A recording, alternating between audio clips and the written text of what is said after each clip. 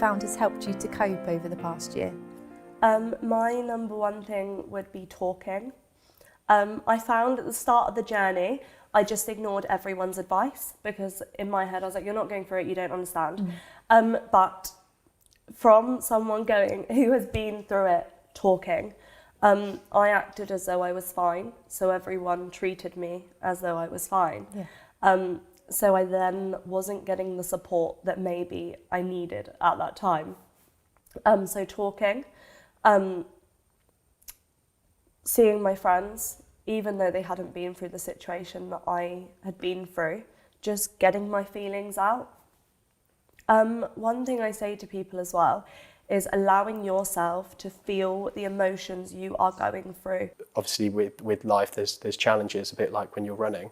You'll go through peaks and troughs, and there'll be some really difficult moments, and I compare that to the runs and those, whether it was a 5k or a 10k, being able to relate that back to what was going on at home. There were some really difficult moments, but when you overcome those during a run, say, you can link it back to how you're dealing with your day-to-day struggles and the challenges that you're facing. So there's a practice within mindfulness, within meditation, called metta, which is loving kindness, where you visualize someone else that you want to wish well for, and you focus on them, and you gently in your mind you intone genuine and sincere statements about them feeling well, them being happy, them being free from suffering, free from harm, meeting their goals in life, whatever it is, just genuine statements, as long as it's a genuine thing.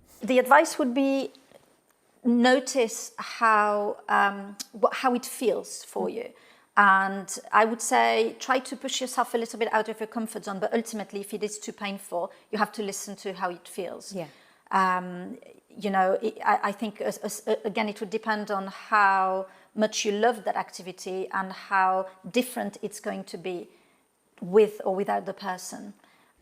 And you and Nick, you had a shared love of music, especially live music.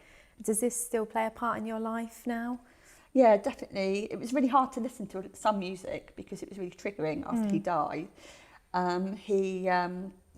We went to loads of bands together when we could. It was our excuse to have a night out away from the kids, really.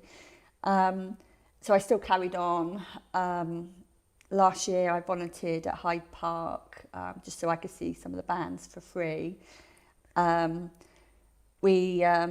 he died, I put on with one of his friends a music festival, which we did for charity. Yeah, I go to the group meetings on the first Monday and the first Wednesday of every week. Very, very good. The bereavement meetings are good.